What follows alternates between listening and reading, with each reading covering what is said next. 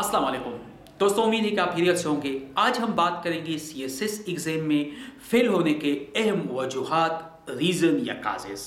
जैसे कि आप जानते हैं, सीएसएस पाकिस्तान में सुपीरियर एग्जाम है जो कि फेडरल पब्लिक सर्विस कमीशन वफाकी सतह पे पाकिस्तान के चारों इकाइयों गिलगित बल्तिस्तान, कश्मीर और तमाम पाकिस्तान के जो फर्स्ट क्लास सिटीजन हैं वो लोग अपीयर होते हैं। और इनकी जो मिनिमम लेवल ऑफ एजुकेशन है दैट इज ग्रेजुएशन है, यानी कोई भी पाकिस्तानी सिटीजन जो ग्रेजुएट हो वो अप्लाई कर सकता है। और फिर उनकी जजमेंट होती है और उनकी इम्तिहान के बाद उनके सिलेक्शन हो जाती है पाकिस्तान के टॉप के किसी भी ब्यूरोक्रेसी के ग्रुप में और उनके मेरिट मुताबिक होते हैं और फिर सूबाई कोटा भी है। तो इस हवाले से आज लेकिन हम बात करेंगे सीएसएस के हवाले से कि सीएसएस में फेलियर वजूहात क्या हैं। खासकर अगर हम रिज़ल्ट को उठा के देख ले, गुज़श्ता चंद सालों से बहुत सारे लोग जो है स्टूडेंट्स की तादाद जो है वो इंक्रीज़ हो रही है, बढ़ रही हैं। बहुत सारे लोग जो है जितने भी ग्रेजुएट आते हैं तो तकरीबन मेजॉरिटी ऑफ ग्रेजुएट जो है वो अप्लाई करते हैं सीएसएस के लिए, और रिजल्ट जब आता है तो बहुत सारे जो स्टूडेंट जो है वो फेल हो रहे होते हैं। तो अगर स्टूडेंट्स की इंटेक्ट भी ज़्यादा है, स्टूडेंट की अप्लाई भी ज़्यादा हो रही है, तो साथ में फेलियर की रुशु भी बढ़ रही है।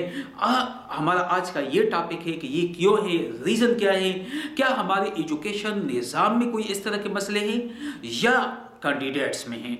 तो इस हवाले से जो ज़ाती तौर पर बीइंग एक टीचर के मैंने जो रिसर्च की है और मैं गुज़श्ता 12 साल से स्टूडेंट के साथ जो मेरी एक इंटरेक्शन हो रही है, और जिस 12 साल से मैं स्टूडेंट्स को जज करता हूँ और स्टूडेंट के साथ मेरी एक इंटरेक्शन है, खुसूसन सीएसएस पीएमएस लेवल के कॉम्पिटिटिव एग्जामिनेशन के जो मेरे स्टूडेंट आते हैं, मुझसे पढ़ते हैं, मुझसे कोचिंग लेते हैं, तो मैंने जो मेन चीज़ें जो मेन रीज़न फाइंड की है, ज़ाती उसके ऊपर भी, इंटरेस्ट के ऊपर भी, ज़ाती रिसर्च के ऊपर भी, और ख़ुद भी मैं सीएसएस दे चुका हूँ, और मेरी जो पर्सनल ऑब्जर्वेशन है उसकी बुनियाद पर वो 5 पॉइंट मैंने फाइंड की है और 5 वजूहात मैंने की है जो कि सीएसएस के लेवल पे हम कर जाते हैं, जिसकी वजह से फिर हम फेल हो जाते हैं, हम कामयाब नहीं हो सकते हैं। और 5 जो मेन काजेज़ है उसके मैं आज से आप शेयर करना चाहता हूँ। फर्स्ट ऑफ ऑल ये है, आमतौर पर सीएसएस को हर पाकिस्तानी जो भी ग्रेजुएट होता है उनकी पहली एक कोशिश होती है कि वो सीएसएस में अपीयर हो जाए। उनकी कोशिश ये होती है, चाहे वो डॉक्टर हो, इंजीनियर हो, चाहे वो किसी और फील्ड में एक्सपर्ट हो, किसी भी फील्ड में ग्रेजुएशन करने के बाद, ग्रेजुएट होने के बाद उनकी फर्स्ट प्रायोरिटी होती है कि वो सीएसएस ज्वाइन करें, वो सीएसपी ऑफिसर बन जाए, सीएसएस करें, और इसलिए फिर उनकी कोशिश होती है सीएसएस। लेकिन सीएसएस एक इसी तरह की एक गेम नहीं है। सीएसएस जो है इसी तरीके से कोई अपॉर्चुनिटी नहीं है कि हर बंदा अप्लाई करेगा और वो पास होगा। सीएसएस के लिए पहले से मेंटल प्रिपरेशन, पहले से knowledge skill level most important thing है। यानी पहले से अगर आप मेंटली प्रिपेयर्ड है, पहले से आपके माइंड में एक नक्शा मौजूद है, जहन में एक पहले से प्रिपरेशन आपने की है, मेंटली आप प्रिपेयर्ड है, एकेडमिकली आपकी प्रिपरेशन टाइम के साथ हो रही है, आप चीज़ों को सीख रहे हैं, तो फिर आपके लिए इजी हो जाता है। बजाय इसके कोई बंदा ग्रेजुएशन करता है और किसी जगह उसको जॉब नहीं मिल रही होती है और दोस्त उसके कहते हैं यार सीएसएस के लिए अप्लाई करो, सीएसएस पास करो, सीएसपी बन जाओगे। तो एक शॉर्ट वे हम जो फाइंड करने की कोशिश करते हैं, ये तरीका टोटली गलत है।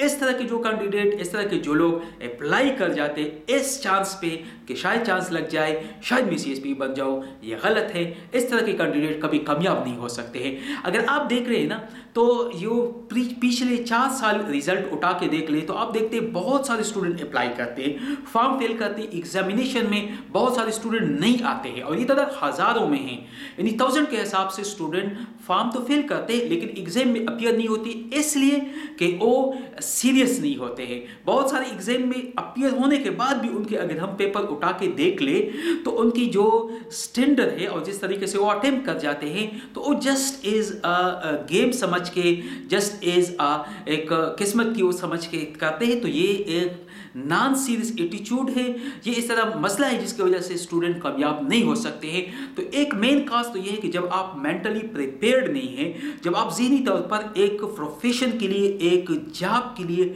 आपकी प्रिपरेशन नहीं है, आपकी तैयारी नहीं है, आपके उनके साथ इंटरेक्शन नहीं है, आपकी उसके लव नहीं है, आपके उसके लिए जज्बा जुनून नहीं है, तो आप कामयाबी हासिल नहीं कर सकते।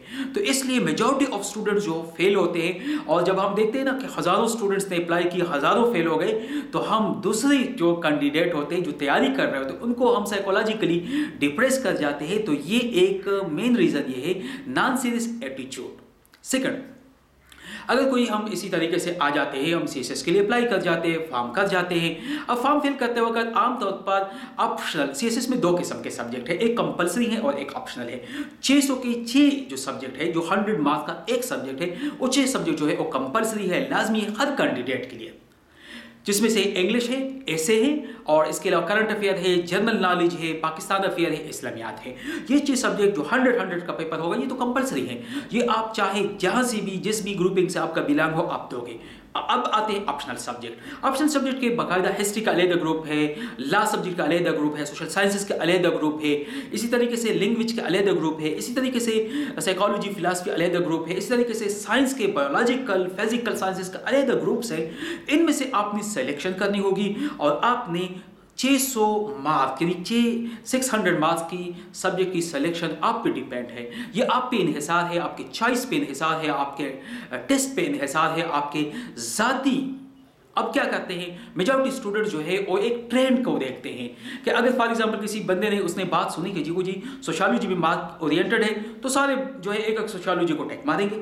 अगर किसी जगह सुननी थी जी इंटरनेशनल लॉ में मार्क्स ओरिएंटेड है, इंटरनेशनल लॉ को कर देते हैं। किसी ने बात की जी कि पश्तो में है तो पश्तो को कर जाते हैं। किसी ने बात की पंजाबी में है, रीजनल लैंग्वेजेस में ज़्यादा मार्क्स है तो उनको की। लेकिन कभी भी वो बंदे ने खुद कोशिश नहीं करते, खुद सिलेबस नहीं देखते, खुद कोर्स कंटेंट नहीं देखते, खुद जो ज़ाती उनकी हर बंदे की जो एक पर्सनल इंटरेस्ट है, जो पर्सनल टेस्ट है, उसको नहीं देखते कि मैं इसे सब्जेक्ट के लिए अप्लाई तो करता हूँ, क्या मुझसे ये तैयारी मुमकिन हो सकेगी, क्या मैं तैयारी कर सकता हूँ, क्या ये तैयारी ज़ाती इंटरेस्ट, ज़ाती जज्बे, ज़ाती ख्वाहिश के बुनियाद पर करता हूँ या दोस्तों के बातों में आके मैं करता हूँ। मेजॉरिटी हम ये गलती कर जाते हैं जी फला बंदे ने CSS का एग्जाम दिया था, उसने अय्यार की तो उसने इतने मार्क्स ली तो मुझे भी अय्यार चाहिए। जी फला ने पॉलिटिकल साइंस ली जो क्योंकि ये एडमिनिस्ट्रेशन से तो पॉलिटिकल साइंस लाजमी ले। ये गलतफहमियाँ हैं, ये मुख्तलिफ किस्म की फिलीसी हैं, ये एरर है जो हम कर जाते हैं। तो सेकेंडली एक तो हम नॉन सीरियस एटीट्यूड है, सेकंड जो है वो हम नॉन सीरियस एटीट्यूड शो कर रहे होते ऑप्शनल सब्जेक्ट की सिलेक्शन में। अगर आप अब सब्जेक्ट सिलेक्शन गलत कर पाते हैं तो रिजल्ट आपका 0 निकल आता है, आप पास नहीं हो सकते हैं। अब हम देखते हैं अभी रिसेंटली जो रिजल्ट निकला उसको अगर आप देख ले, मेजॉरिटी स्टूडेंट जो है वो हिस्ट्री में फेल है। वाई? हिस्ट्री में उनका इंटरेस्ट नहीं होता है। वो एक आम बात होती है जी इंडो पाक हिस्ट्री पढ़ लो, इंडो पाक को पढ़ोगे तो पाकिस्तान अफेयर में भी आपकी तैयारी हो जाएगी, वहाँ भी आपको हेल्प मिलेगा। ये गलत बात है। आप जिस चीज़ में इंटरेस्ट है, इंडो पाक हिस्ट्री सिर्फ पाकिस्तान हिस्ट्री, पाकिस्तान की जो स्टडी है उससे रिलेटेड नहीं, और भी चीज़ें उसमें आपको पढ़नी पड़ती हैं, डिटेल भी पढ़नी पड़ती हैं। तो इस वजह से अगर आपका इंटरेस्ट नहीं है और आप अपियर हो जाते, रिजल्ट ये होगा कि आप फेल हो जाओगे। मैंने ऐसे स्टूडेंट्स भी देखे हैं जो गोल्ड मेडलिस्ट होते हैं हिस्ट्री में, लेकिन हिस्ट्री के सब्जेक्ट में वो अटेम्प्ट नहीं कर सकते हैं, क्योंकि अगर वो इंडो पाक हिस्ट्री में गुड अटेम्प्ट कर सकते तो इस्लामिक हिस्ट्री में वीक है, अगर अब इस्लामिक हिस्ट्री में भी स्ट्रांग है तो अमेरिकन हिस्ट्री में, यूरोपियन हिस्ट्री में, हिस्ट्री जो है दे आर डिफरेंट इनके पेयर और सब्जेक्ट है। सब लोग जो है उनकी इंटरेस्ट होती है लॉ के सब्जेक्ट में, तो आमतौर पर हम जो सेकंड मेस्ट ब्लेंडर कर जाते हैं that is selection of the optional subject में। तो ऑप्शनल सब्जेक्ट की सिलेक्शन सोच समझ के करें, उनके कोर्स कंटेंट अवेलेबल है उनके मुताबिक कर ले, ज़ाती इंटरेस्ट को मद्देनजर रखते हुए करें। अगर आप इंटरेस्टेड है तो नीचे सब्सक्रिप्शन में दी गई वीडियो लिंक्स पे क्लिक करें, जिसमें मैं आपको बताऊंगा कि किस तरीके से आप सब्जेक्ट ऑप्शनल सब्जेक्ट सिलेक्शन आप कर सकती इजीली अपनी चॉइस के मुताबिक।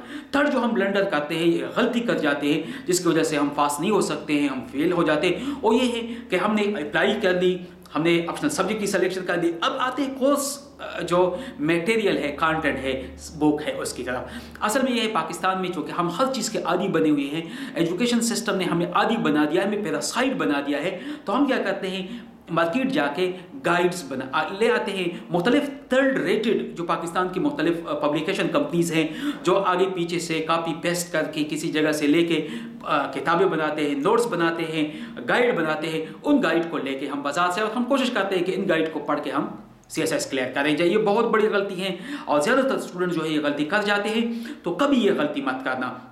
आप जब ऑप्शनल सब्जेक्ट लेते हैं उसके बाद आपको चाहिए कि वो सिलेबस में ऑलरेडी कोर्स कंटेंट मौजूद है। हर सब्जेक्ट के कोर्स कंटेंट के एंड में रेफरेंस बुक है, उन रेफरेंस बुक को आप हासिल करें, उनको आप पढ़ें, खुद से डेवलप करें, नोट्स बनाएं अपने लिए और प्रायोरिटी ये रखें कि वो नोट्स आप कंसेप्चुअलाइज तरीके से समझने की कोशिश करें। अगर आप खुद नोट्स कंसेप्चुअलाइजेशन आपके क्लियर नहीं है तो किसी एक्सपर्ट से, किसी ट्यूटर से, किसी टीचर से आप सीखें। अगर किताबें आपके पास अवेलेबल नहीं है, आप नहीं खरीद सकते, तो PDF में अवेलेबल है। अगर वो भी आप नहीं कर सकते हैं, आपके पास फैसिलिटी नहीं है, तो आप जाके लाइब्रेरी में जा सकते हो। लाइब्रेरी में आप 2-3 घंटे भी अगर दिन में एक किताब को दे, एक पेपर को दे, तो आप काफ़ी हद तक उससे नोट्स भी बना सकते हो, काफ़ी आप अपने कॉन्सेप्ट जो है उनको भी क्लियर कर सकते हो। तो ये भी एक शॉर्टकट तरीका है। अगर आपको किताबें चाहिए तो नीचे सब्सक्रिप्शन में मेरे इस वीडियो के नीचे सब्सक्रिप्शन में मैंने दी है बाकायदा तौर पर लिंक। उस लिंक पे जाके मेरे पास भी किताबें मौजूद है, मैं भी आपको PDF फाइल में फ्री ऑफ कास्ट किताबें बेच सकता हूँ, मैं भी आपके साथ शेयर कर सकता हूँ और आप भी इसको फिर नेक्स्ट लोगों तक आप भी कन्वर्ट कर ले, आप भी उनको शेयर करें, ताकि इसी तरह हम किताब को जो रीडिंग कल्चर है उसको आम करें। तो मेन गलती हम ये कर जाते हैं कि हम थर्ड रेटेड नोट्स को और गाइड्स को उठाते हैं, हम ओरिजिनल जो टेक्स्ट है कंटेंट नहीं पढ़ते। इसका मतलब ये होता है कि हम जब पेपर अटेम्प्ट करते हैं, CSS एग्जाम जो है ये सीरियस एग्जाम है, कॉम्पिटिटिव एग्जाम है, इसमें उसी तरीके से नहीं चलता यूनिवर्सिटी में जिस तरीके से हम पेजेस बनाते हैं और हम जितनी ज़्यादा पेजेस लेके उतनी ज़्यादा मार्क्स मिलते हैं। यहाँ पे हर चीज़, यहाँ पे कंटेंट एनालिसिस मेन चीज़ है, कंटेंट। यहाँ पे कंटेंट को देखना पड़ता है, चाहे आप शार्ट लेके, लेकिन कंटेंट जो है वो आपका आर्गुमेंट जो है, आपकी जो राइटिंग है वो क्रिएटिविटी हो, तब आपका हो सकता है। इसलिए जो कंटेंट आप पढ़ोगे वही आप लिखोगे, तो गुड कंटेंट होना बहुत ज़रूरी है। हम इस वजह से भी मेजॉरिटी स्टूडेंट मार्क आ जाते हैं कि उनको कोई आइडिया नहीं होता है, वो जाके जी आगे पीछे से फोटोकॉपी लेके और किसी जगह किताब उठा के गाइड लेके उससे तैयारी करते हैं, जो कि गलत तरीका है, जिससे आपके पास होने के इम्कानात जो है वो कम हो जाते हैं, बल्कि आप फेल होने के इम्कानात आपके 100% हो जाते हैं। 4 जो अहम वजह है, जो अहम चीज़ है, जो इम्पोर्टेंट चीज़ है, वो ये है कि हम जब पेपर अटेम्प्ट करते हैं, इम्तिहान के लिए बैठ जाते हैं, तो हम टेंशन में हो जाते हैं और टेंशन में आके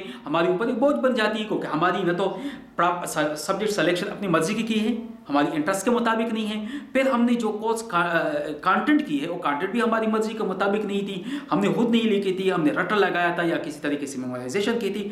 अब जब हम लिखते हैं तो हम कोशिश करते हैं कि एक चीज़ को एक्टिव आए, पैसिव आए, डायरेक्ट इनडायरेक्ट, इसी तरीके से फॉर्म चेंज करके। बिलीव मी, एक पेपर को मैं देख रहा था CSS लेवल का, जिसमें एक बंदे ने एक ही पैराग्राफ को 6 दफ़ा मुख्तलिफ अंदाज में लिखा था, कभी अल्फाज चेंज करके, तो कभी डायरेक्ट हो, कभी इनडायरेक्टली, कभी एक फॉर्म में, कभी दूसरे फॉर्म में।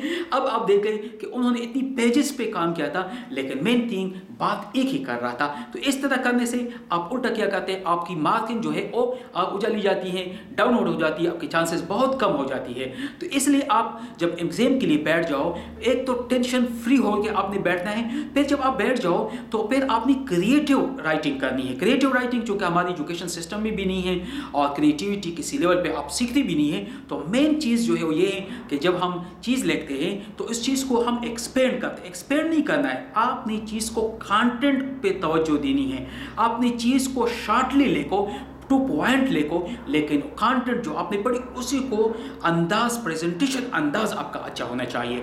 इसकी मिसाल ये है कि आप एक होटल में जाते हैं, होटल में उनके कंटेंट लेट सपोज बहुत ज़बरदस्त है, ठीक है, उनकी जो मेन्यू है बहुत ज़बरदस्त है, चीज़ें बहुत ज़बरदस्त बनाई है, लेकिन प्रेजेंटेशन का तरीका ठीक नहीं है, फिर भी हम सेटिस्फाइड नहीं होते। अगर उनके कंटेंट भी अच्छे है, अगर कंटेंट अच्छी तरीके तैयार किए, प्रेजेंटेशन भी गुड है, तब आपके जो है वैल्यू बढ़ जाती है। तो इसलिए जो एक हम ये गलती कर जाते हैं, खासतौर एग्जामिनेशन के दौरान, जो एग्जामिनेशन में हम यही गलती कर जाते हैं कि हम चीज़ों को प्रॉपरली प्रेजेंट नहीं कर सकते, राइटिंग स्किल स्टूडेंट में नहीं है। अगर आप पेपर उठा के देख ले federal public service commission website पे जाके पिछले एग्जाम की जो हिस्ट्री है, पिछले एग्जाम के जो रिजल्ट के बारे में रिमार्क्स है टीचरों के, वो अगर आप पढ़ ले तो आप हैरान रह जाओगे कि बहुत अच्छे अच्छे degree holder foreign degree holder, foreign university से डिग्री होल्डर भी प्रॉपरली एक पैराग्राफ को भी अंदाज में नहीं लिख सकते हैं, प्रॉपर अंदाज में नहीं लिख सकते हैं।